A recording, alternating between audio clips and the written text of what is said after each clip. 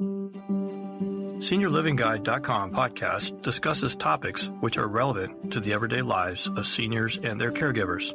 We are joined by experts who share their knowledge on a variety of issues. SeniorLivingGuide.com podcast offers solutions and resources to create the best quality of life as we age. And now, let's welcome your host, Darlene Mahoney. Does the idea of searching for senior housing solutions seem overwhelming and you're not even sure where to begin? SeniorLivingGuide.com makes senior housing search, home care, home health, as well as many resources available to you right at your fingertips in one easy-to-navigate website. So visit us today at SeniorLivingGuide.com. And I would like to express our gratitude to the SeniorLivingGuide.com podcast sponsors, Terabella Senior Living, where seniors unlock a richer, more rewarding lifestyle for assisted living and memory care in a warm, welcoming environment. And Live Dry adult incontinence products designed for moderate to severe incontinence issues. Live Dry provides reliable all-day and all-night protection. Quick absorbing, high capacity, and odor control helps you feel more confident when you wear Live Dry. Today, we are joined once again by the fabulous Rita Chola. She is the Senior Director of Caregiving at the AARP Public Policy Institute. In her role, she drives the development of family caregiving initiatives by providing content expertise, both within AARP and in partnership with a range of external collaborators. Her work bridges policy and research to practice centered on identifying and supporting needs of family caregivers, and we appreciate that you are there in the corner for these family caregivers. So thank you for joining us today. So glad to be here with you again. Yeah, absolutely. I know that we recently, earlier this year, chatted about the AARP caregiving report and just the exponential growth in, I think it was the last 5 years, if I recall correctly. And we're going to talk a little bit about today the cost of that, or the lack of. So I'm going to let you kind of dig into that as far as the value of the invaluable, as you would say. Absolutely. And I think the name of that report, which is where we've done multiple iterations of this report and tie it closely to the Caregiving in the U.S. report that we do in partnership with the National Alliance for Caregiving.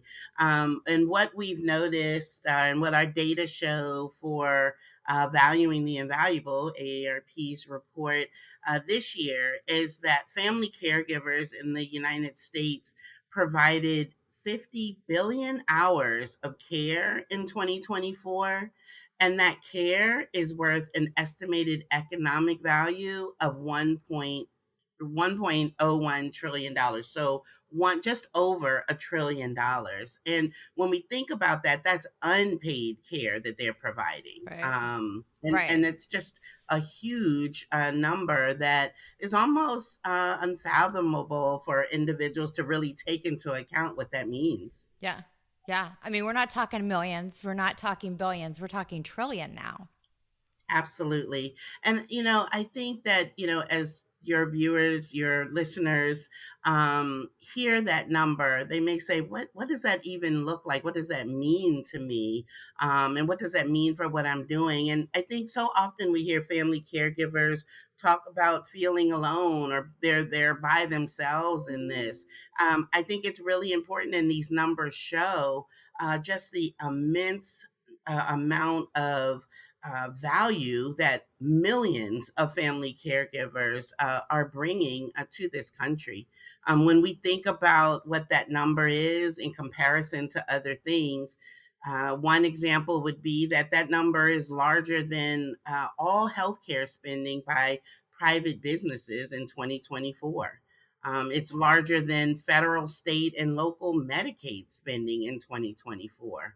And I think one of the numbers that gets me, because we oftentimes talk about out-of-pocket costs, and we know how expensive out-of-pocket costs are for healthcare spending, that this number is even larger than that. Yeah. Oh my goodness. It's incredible. And part of that is because more and more folks are taking care of their loved ones in their own homes. Exactly. And it's that more and more individuals are doing it. But one thing that we looked at in this particular version of valuing the invaluable is what caregivers are doing. And so in the past, we really equivocated that hourly value to what a home health aide would be doing if you brought one into the home. And so some of the various tasks associated with that. This year, we also recognize that caregivers are really increasingly doing complex care. So they're doing things that registered nurses would be called in to do. They are changing PIC line, not changing, but they are managing PIC lines.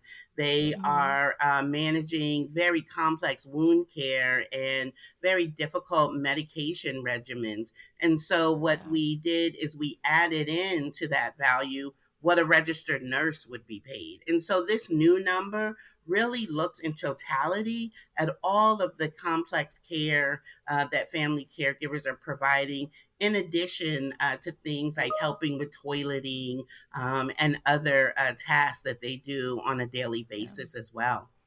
It's a big commitment. It's not a job for the week, and it's definitely not a job for the week in terms of physical ability as well. I think that can be something people don't think about and can be overlooked, that, when you're helping someone with toileting and things like that, you have to have some good upper body strength to kind of help maneuver some of those things.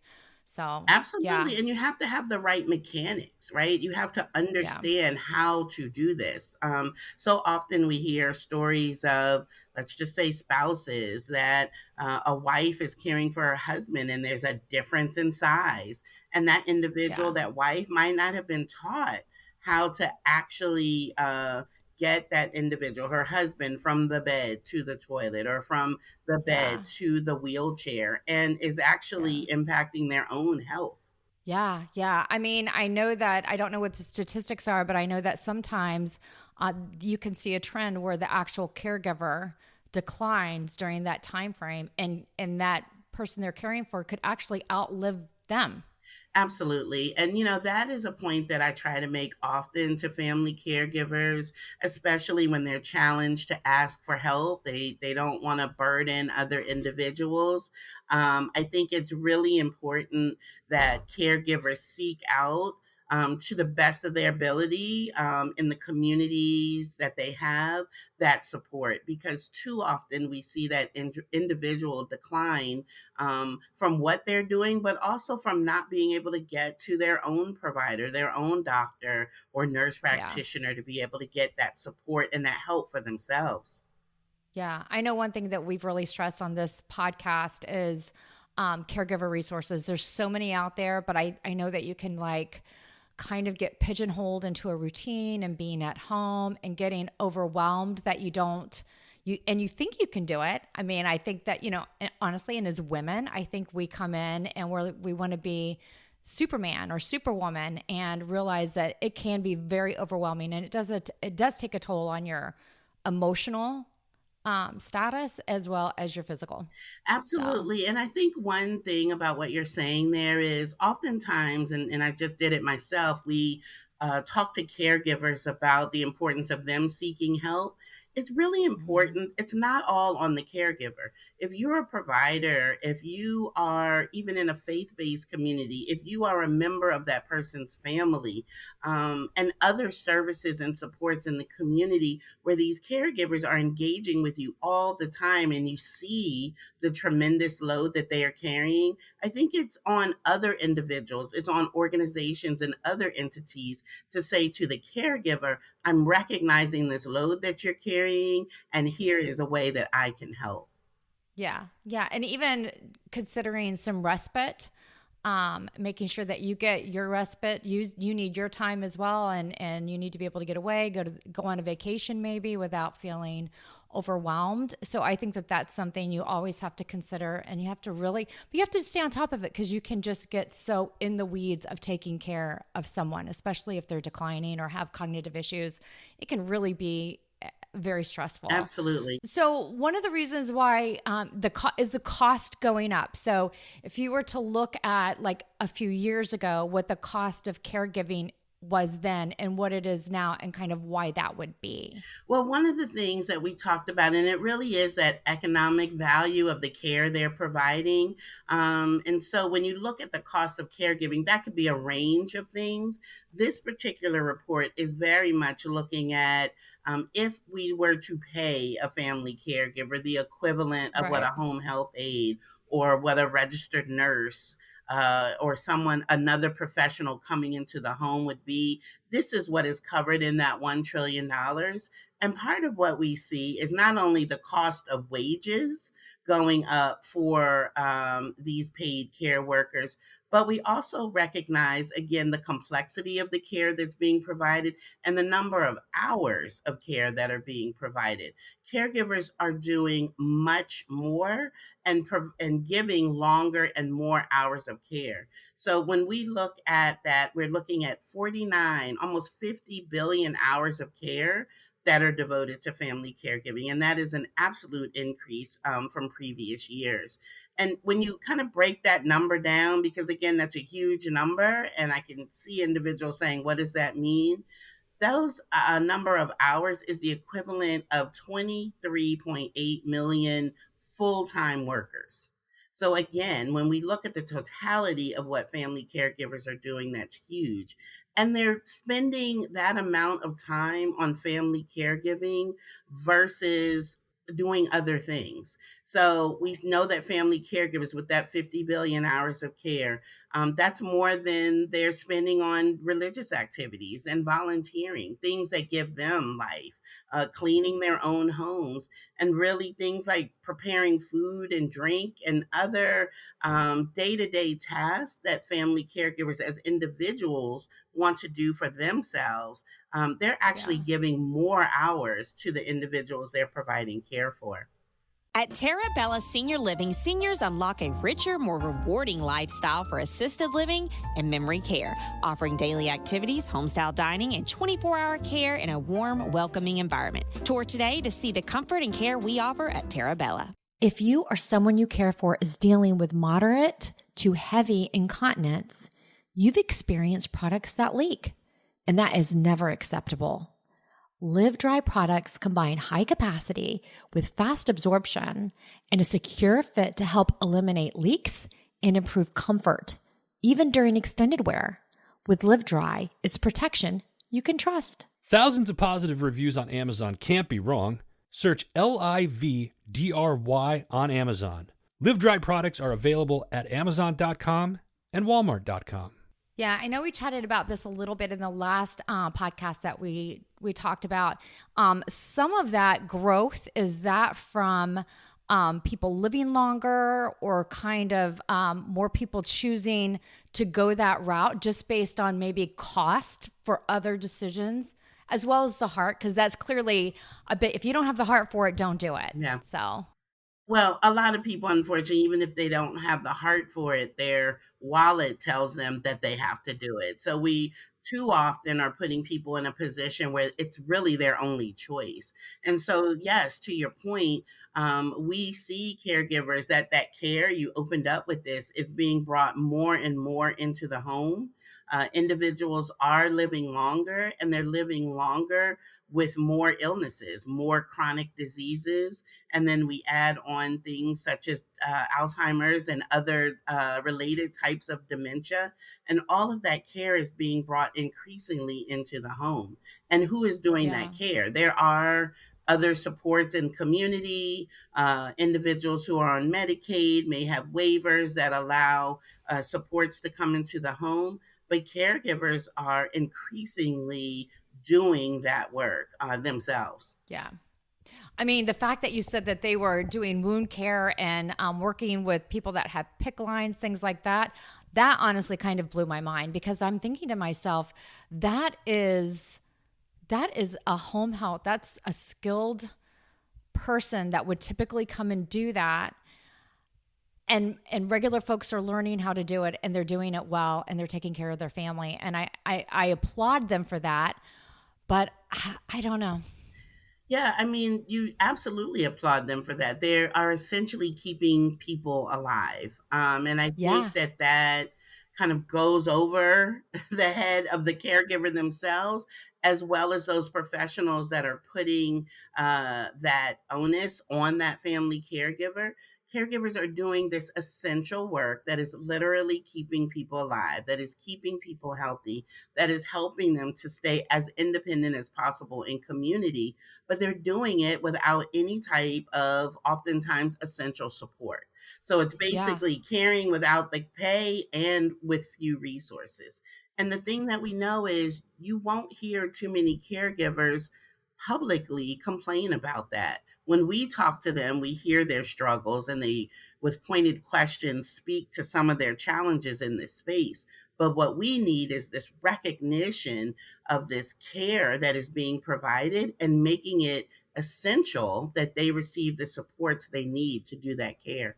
Yeah, yeah, and AARP has support, so that's one of the things. You have solutions for caregivers and resources and all the things, and that's one of the things that I really like about AARP, is that you connect in a gazillion different ways with, the 50. I want to say 55 plus, but I think it's actually 50, if It I'm not is. mistaken. It is population. So I do think that that's something that I just love, that you have all these different resources, and you really advocate for seniors, you advocate for their families, you advocate for their caregivers in so many different ways, just trying to make a positive impact across the board. Yeah, absolutely. I mean, caregiving is a huge priority, a top priority for AARP. We recognize the tens of millions of people out there who are really trying and really need that bonus, that extra support that they deserve.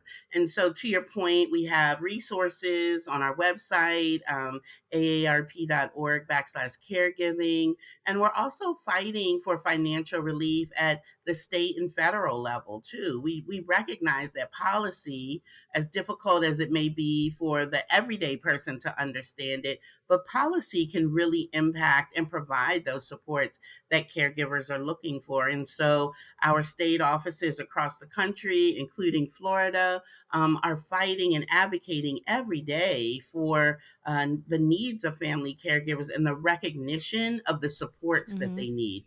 Yeah. So one of the things that I talked about some years ago, and I haven't followed up on it. I know there was an act called the Elizabeth Dole Act, and I don't know if that ever got passed or if that's something that they're working on still. But I do think you have to find comprehensive solutions for these folks that are taking care, the unpaid, because they're unpaid. Right.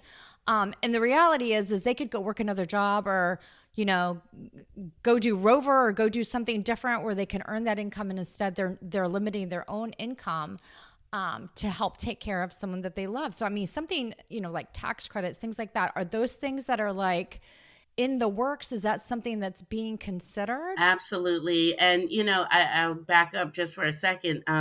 That 60% of caregivers are working full-time jobs. They are working while they're then doing this additional part-time job almost of being a family caregiver. So they are giving at multiple ends. Yeah. And yes, there are currently a number of policies and advocacy in play. Caregiver tax credits is definitely one of those things at the state level. And then we're pushing for it at the federal level as well. It has not passed at the federal level, but increasingly more states are looking at, really recognizing the out-of-pocket costs that family caregivers are really putting in to help pay for medication, to help pay for wheelchairs, food, all types of things for the individuals they're caring for, and really looking for some sort of reimbursement for that to be able to offset some of those costs. We're also looking at things like paid family leave. It's incredible the number of individuals that aren't covered and don't have the opportunity to get paid when they have to take time off to do these essential things that they're being asked to do, like take someone to the doctor or sit by someone's side in the hospital. And so it puts caregivers in these really challenging situations where they want to take care of the individuals in their lives, but they're also trying to balance that with just being able to go to work and pay for their own bills. Yeah. So employers can be, if you're working full time and you are a caregiver, there can definitely be adjustments made for that on the Absolutely. employer end. So yeah. Absolutely. And we do see more employers really beginning to recognize, wait a minute, our employees are doing so much in this space, and it's potentially impacting what they're able to do in the workplace. They need supports to be able Yeah. to come to their jobs full and whole. Yeah. And they recognize that there are these outside responsibilities that caregivers are doing, and caregivers of older adults. And we haven't even really brought up sandwich generation caregivers, right? So those individuals Which is that becoming even more. exactly Yeah. that are providing that elder care and trying to provide child care at the same time. And so there are a lot of impacts, but I like to look at there are a lot of opportunities, right? And so I'll go back to looking at the individuals in community, the organizations that can really provide support. And I will add employers to that. It's important not only from a benefits perspective, but it's important from a culture perspective. Employers need to make sure that their organizations represent and recognize and become a culture of care, so that I, as that caregiver, if I'm caring for my mom and I have to have a meeting at a nursing home, or I have to go to the doctor to have a meeting with their geriatrician, that is accepted and supported in the same way as I need to go to my son's soccer game, right? Or I need to go to my daughter's swim meet. Yeah, absolutely. Absolutely. I totally agree with you. And I think that would be great to see some things made in that direction that are really positive for caregivers, where they can have that peace, where they can go to work and not feel like they're going to get penalized if they have to do something with someone that they're caregiving for.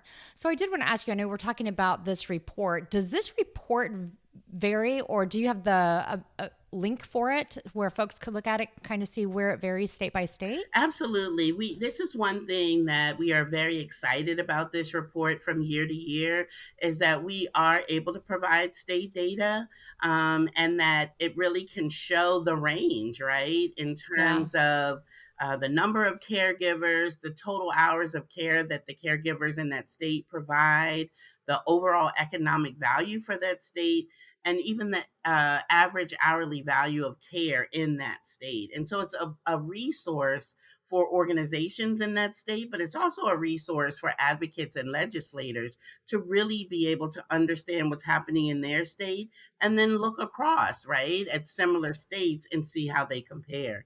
And so this report can be found at aarp.org /valuing. Okay. And I'm going to include that link in the description as well. Great. I'll also include a link to caregiver support on AARP. So folks can click on that if they're caregiving currently and feel overwhelmed or need additional resources. Excellent. Definitely. Was there anything that we didn't cover? Because I mean, we've talked about a lot, but I feel like I could talk to you all day. So is there anything that we didn't talk about, or you feel like is important? There's a lot to cover. I mean, I think the one thing that we didn't talk about, you talked about AARP advocating for adults 50 plus. I want to also recognize the younger caregivers that are caring for adults 50 plus. I think a lot of times younger caregivers, those under 50, whether you're talking about a 20-year-old in college or you're talking about a 40-year-old millennial in that sandwich space, that recognizing that caregiving really is across the lifespan, and we're increasingly seeing all of these concerns and challenges that are impacting all caregivers, regardless of what their age is. And so when AARP talks about supporting caregivers, we want to recognize that caregivers of all ages are caring for adults 50 plus, as well as children. Yeah, such a great point, because I really do. When you think of it, you kind of pigeonhole people and you think it's like a over 50 taking care of an elderly. And that's not always the case. So you're absolutely right. And I think it is definitely starting to trend younger. Yeah, I mean, we definitely see more and more younger individuals. I also think it's because we're talking about caregiving more, because we see it on social media more. We see it, in different stories, that we're watching on TV, different TV series and things like that. It's normalizing, right? We're normalizing this conversation of care and creating a culture of care. We're trying to change that narrative of what care looks like. And as we do that, we become more inclusive. I love it. Absolutely. I think bringing the light to it, acknowledging it, making it mainstream so that it's not something that people do feel like they're isolated from, because it is, this person in the show is a caretaker and this is, whatever.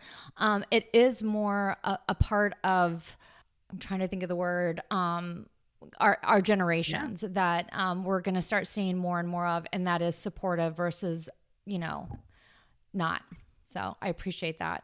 I appreciate everything that you do, Rita. I love talking to you, and everything that AARP does and shares with our seniors, their loved ones, the 20-somethings, the sandwich generation, all those resources as well. So thank you for joining me today. Thank you for having me. It's always a pleasure to talk to you. Absolutely. And if you enjoyed this podcast, we have over 130 now episodes available anywhere you enjoy podcasts, Spotify, Apple, wherever. Check us out, like, comment, subscribe. Thanks for listening.